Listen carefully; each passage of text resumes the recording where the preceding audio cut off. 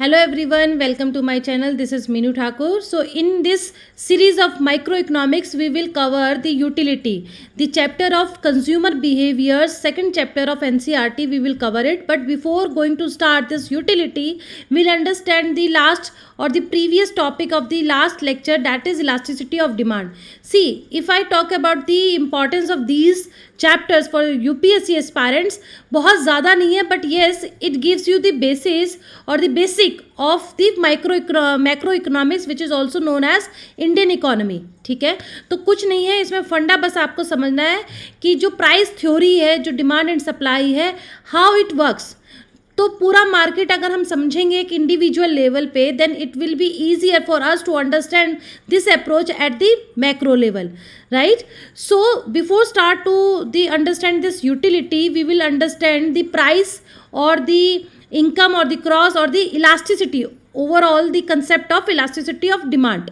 अब हमने last lecture में ये समझा था कि as per the law of demand ये फॉर श्योर है there is a inverse relationship between the price and quantity demand. If price goes up, demand will get down and vice versa. So now we need to understand और minute level पे जानना है degree in terms of the percentage, कितना percent से price change हो रहा है और कितना परसेंट से उसके अकॉर्डिंग आपकी क्वांटिटी डिमांड जो कस्टमर की है वो चेंज हो रही है. क्योंकि प्रोडक्शन करना है, प्रोड्यूसर को सोच उतना ही प्रोडक्शन करना है जितनी उसकी डिमांड, क्योंकि वो चाहता है उसका स्टॉक कोई बचे ना, सारा बिक जाए. ठीक है, इसी में फुल यूटिलाइजेशन ऑफ रिसोर्सेज है. इसीलिए इकोनॉमिस्ट थ्योरी डेवलप करते हैं to know the percentage change in the quantity demand due to percentage change in the price of the commodity or the services. ठीक है, तो सबसे पहले आता है प्राइस इलास्टिसिटी. इसके अंदर 5 केसेस होते हैं. ये फॉर्मूला होता है percentage change in quantity depend upon the percentage change in the price. ठीक है जी. अब 5 केस है. सबसे पहला आता है परफेक्टली इलास्टिक. इलास्टिक मतलब टोटली मूवेबल, टोटली चेंजेबल. इसमें देखो प्राइस तो बिल्कुल भी बदला नहीं है, लेकिन हो सकता है थोड़ा भी चेंज आए तो भाई उसकी जो डिमांड है वो इलास्टिक पूरी तरह लंबी एकदम और एक्सटेंड कर गई. ऐसा होता है ना, जब देखते हैं कि सोना गोल्ड है उसका रेट थोड़ा सा क्या गिर जाए, पेट्रोल का प्राइस गिर जाए या सीएनजी गैस थोड़ा सा क्या कम हो जाए कि उसकी डिमांड बहुत ज़्यादा होती है, ओवर स्टॉक करके रख लेते हैं. So this is one of the case of the perfectly elastic. Overall अगर एग्जिस्टेंस की बात करें इस प्रैक्टिकल वर्ल्ड में, तो परफेक्टली इलास्टिक बहुत ज़्यादा प्रोडक्ट्स में देखने को नहीं मिलता है. Second we have perfectly in elastic.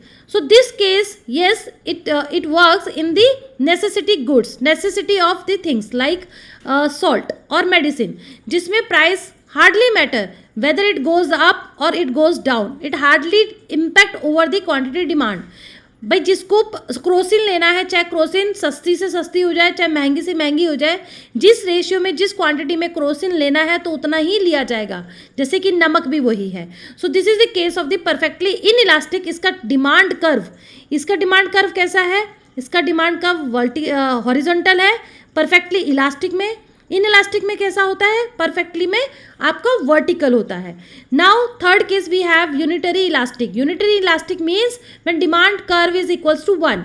जिस रेशियो से जितना परसेंटेज चेंज होगा प्राइस में, सेम उसी रेशियो में क्वांटिटी डिमांड चेंज होगी. जैसे 100 रुपये किलो कोई चीज़ थी, 100 रुपये के हिसाब से तो 1 किलो खरीदा. अब 100 का ठीक 50% 50 रुपये हो जाता है, तो उसका ठीक उतना ही परसेंटेज से आपकी क्वांटिटी इंक्रीज होगी.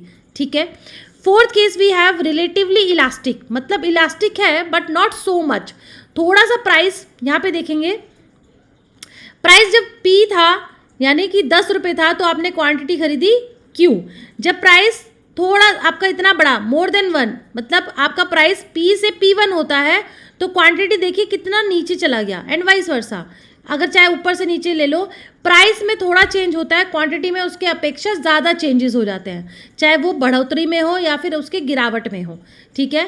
दूसरा है आपका रिलेटिवली इन इलास्टिक. इसके अंदर क्या होता है कि प्राइस में देखो ज़्यादा चेंज है, क्वांटिटी डिमांड में कम चेंज है.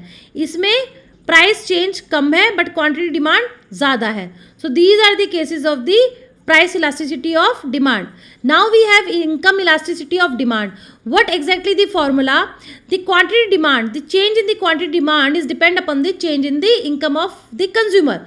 Consumer की salary बढ़ेगी, then definitely consumer will buy more and more goods and services, and vice versa. So this is directly relationship between the quantity demand and the real income of the customer. ठीक है. So third we have cross price elasticity, means the demand of the one product is depend upon the price of the other product, substitute and complementary. ठीक है. Petrol की demand किस पे depend करती है? गाड़ी की डिमांड किस पे डिपेंड करती है? पेट्रोल पे. अगर पेट्रोल महंगा है, people would never prefer to buy car because maintenance is, cost of maintenance is so much high. ठीक है. Now we have the concept of this utility. What do you mean by this utility? See, consumer actually what wants? Like student is also consumer for the edtech companies or the any coaching institution. Student wants maximum satisfaction while paying less amount of fees for this course to the coaching center. And on the other side, what exactly coaching center wants? Maximum profit. एक coaching वाला क्या चाहता है? वो maximum price पे आपको course बेचे. Customer चाहता है, स्टूडेंट चाहता है कि भाई उसको सेटिस्फेक्शन ज़्यादा मिलना चाहिए while paying less amount to the seller और टू द कोचिंग सेंटर. ठीक है. So utility means the satisfaction of the customer. So under this topic we need to understand how it measures. ठीक है. Economist आते हैं, वो बताते हैं, क्योंकि एक प्रोड्यूसर के लिए जानना ज़रूरी है कि वो जिस वस्तु का प्रोडक्शन कर रहा है उसकी यूटिलिटी क्या है. Definitely the product will sell more in the market जिसकी यूटिलिटी ज़्यादा होगी. अगर कस्टमर का सेटिस्फेक्शन ज़्यादा नहीं होगा, हम पूछते हैं ना, सर्वे करते हैं, आपको ये चीज़ कैसी पसंद आई, तो प्रोड्यूसर ये जानना चाहता है कि भाई जितनी पसंद है, जितना सेटिस्फेक्शन मिल रहा है, accordingly production will be occurred, right. So उपभोक्ता इक्विलिब्रियम, अगर हम कंज्यूमर इक्विलिब्रियम की बात करें तो वो सिर्फ ये चाहता है कि जितनी वो पैसा खर्च कर रहा है उस हिसाब से उसको उतना ही सेटिस्फेक्शन मिलना चाहिए. ठीक है. ये आपका एक कंज्यूमर का बैलेंस और इक्वालिटी इक्विलिब्रियम है. इसके अंदर दो अप्रोचेज है कैसे वो मेज़र करता है. कार्डिनल यूटिलिटी अप्रोच, जिसमें क्वांटिटी टर्म्स में हम मापा जा सकता है कि हाँ भाई एक इंसान को अगर वो एक वस्तु का कंज्यूम करता है, एक प्रोडक्ट कंज्यूम करता है एक क्वांटिटी, तो उसको दिस मच यूटिलिटी मिलेगी. अगर वो इंक्रीज करेगा, दूसरी क्वांटिटी लेगा, तो that gives you that much utility. So this is cardinal approach or the cardinal utility approach. Second ordinal utility approach, दूसरे आते हैं आपके प्रोफेसर हिक्स, कहते हैं कि नहीं भाई, it is not possible to calculate और the measures this utility of the product in terms of numbers. तो वो नंबर्स में नहीं, but instead we can calculate in terms of rank. कहते हैं ना, वी कैन कंपेयर कि पहली वाली चीज़ ने हमें बहुत अच्छा दिया, बहुत अच्छा सेटिस्फेक्शन मिला, दूसरी वाली ने कम satisfaction. So this kind of concept given by the Hicks, professor Hicks. ठीक है. कार्डिनल में हमें समझ में आता है कि इसके अंदर अल्फ्रेड मार्शल ने ये थ्योरी दी है और उसके अंदर बताया है टोटल यूटिलिटी क्या है, मार्जिनल यूटिलिटी क्या है एंड एवरेज यूटिलिटी क्या है. ठीक है. ये फॉर्मूला है. मार्जिनल मतलब होता है एडिशनल. ठीक है. जैसे जैसे उसकी क्वांटिटी इंक्रीज करते हैं, पहले आपने एक गिलास पानी पिया, that gives you maximum satisfaction, suppose 100 util satisfaction. When you add second glass of water, definitely utility will get down, utility कम हो जाएगी, आपको मज़ा नहीं आएगा. तीसरे पे फिर थोड़ा कम, चौथे पे आप कहेंगे बस नो मोर. ऐसे खाना खाते हैं ना जब रोटी लेते हैं. So this is marginal utility. So next we have total utility, means total satisfaction. 4 गिलास equals to that gives you that much satisfaction. That is total utility of the product.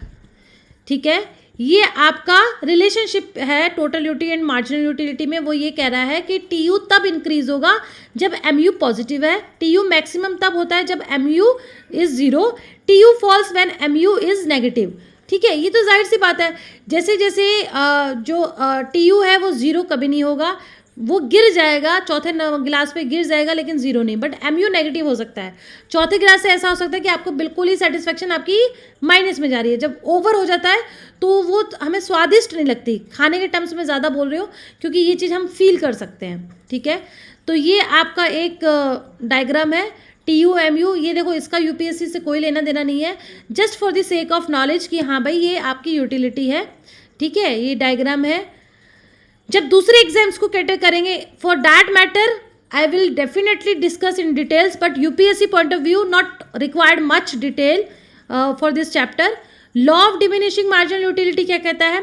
जैसे जैसे आप ऐड ऑन करेंगे quantity, उसकी utility जो मिलने वाली है वो डिमिनिश हो जाएगी. ठीक है, चलिए एजम्पशन क्या है? Not much required. Ordinal utility जो कि प्रोफेसर हिक्स ने कहा था, कंपैरिजन. दो ही आपकी अप्रोचेज है. इसके अंदर आता है इनडिफरेंस कर्व. इनडिफरेंस कर्व क्या कहता है? With the help of this it shows the combination कि आपने दो प्रोडक्ट्स लिए, दो क्वांटिटी ली, दो अलग अलग सामान लिए, तो that gives you that satisfaction. मतलब आप इनडिफरेंट है बट गिव्स मैक्सिमम सेटिस्फैक्शन. जैसे कि आप फ्रूट्स खरीदने गए, ठीक है, आपको बोला फ्रूट्स ले आइए, कुछ भी ले आइए, आप गए, आपने किस हिसाब से खरीद लिया, किसकी क्वांटिटी ज़्यादा ली, जो सस्ता था. ठीक है, तो आप कोई भी कॉम्बिनेशन ले सकते हैं, but and of the day that combination वो इनडिफरेंस है. मान लीजिए 2 फ्रूट्स खरीदने हैं, आपको लेना है ऑरेंजेस एंड एप्पल. 2 किलो आपने ऑरेंजेस लिए, एप्पल आपने 1 किलो लिया, 3 किलो हो गया. तो दूसरी साइड अगर आप दूसरा ऑप्शन चूज करते हैं जिसमें आपने एप्पल की क्वांटिटी इंक्रीज की है, ऑरेंजेस की नहीं करी, वो कह रहे हैं इनडिफरेंट हो, बट जो 3 किलो वो वाला कॉम्बिनेशन था वो भी आपको सेम सेटिस्फेक्शन दे रहा था, दूसरा ऑप्शन का कॉम्बिनेशन है वो भी आपको सेम सेटिस्फेक्शन दे रहा है. तो इस तरीके से आपका आता है इनडिफरेंस कर्व. चाहे आप इसकी एक कर लें, चाहे ये 2 कर लें, चाहे आप इसका अगर 4 है इसको डिक्रीज करेंगे 4 से 3, इसको बढ़ा देंगे, बट आपको सेटिस्फेक्शन ये वाला पॉइंट भी सेम देना चाहिए, ये भी. ठीक है, ये आपका डिफरेंस कर्व हुआ. उसके बाद बजट लाइन पता ही है, जितना बजट है उस हिसाब से आप अपने कॉम्बिनेशंस को खरीद सकते हैं. That is budget line. Again not required much. This is budget set. This is marginal rate of replacement, not much required. Indifference curve. So these are the basically concepts related to this utility, and I also included these questions, MCQs questions. इसमें question कहता है कि which approach suggest that utility is a measurable and quantifiable. मैंने पहले ही बताया जो quantity में major कर सकता है, that is given by the Alfred Marshall under the approach of Cardinal. ठीक है, ये कुछ MCQs हैं based on the topics which I have covered. I'll share this PPT in my Telegram channel also, in description also. आप वहाँ से इसको पढ़ लेना. सिर्फ इसके अंदर यही समझना था यूटिलिटी क्या होता है. 2 अप्रोच है, कार्डिनल एंड ऑर्डिनल. ठीक है, ये आपको जो इन्फ्लेशन का चलता है ना चैप्टर डिमांड एंड सप्लाई, उसका ये एक बेस दे रहा है. ठीक है, प्राइस इलास्टिसिटी क्या होता है ये हमने समझा. Income elasticity, again change in the price leads to change in the quantity demand. Utility समझा. सो बेसिकली इस पूरी यूनिट में आपको यही समझना था. नेक्स्ट यूनिट कल मैं आपको पढ़ाऊंगी प्रोडक्शन. आपको सिर्फ उतना ही समझना है जितना आपको बस एक ये आ जाए, एक सेटिस्फेक्शन मिले एंड ऑफ द डे कि yes you also cover micro economics just for the sake of the knowledge और the basic for the Indian economy, right. So आने वाले 2 दिन के अंदर will cover production and the market structure. I'll try to combine these 2 chapters in one shot so that your time will also save, and I would start this macro economy और Indian economy soon. ठीक है, prelims पास में ही है. कोशिश करते हैं कल के ही ये कंबाइन करके मैं आपको ये एक ब्रीफ में समझा दूँ. ठीक है, till then please like and subscribe my channel to boost my morals to bring more videos for you. Thank you.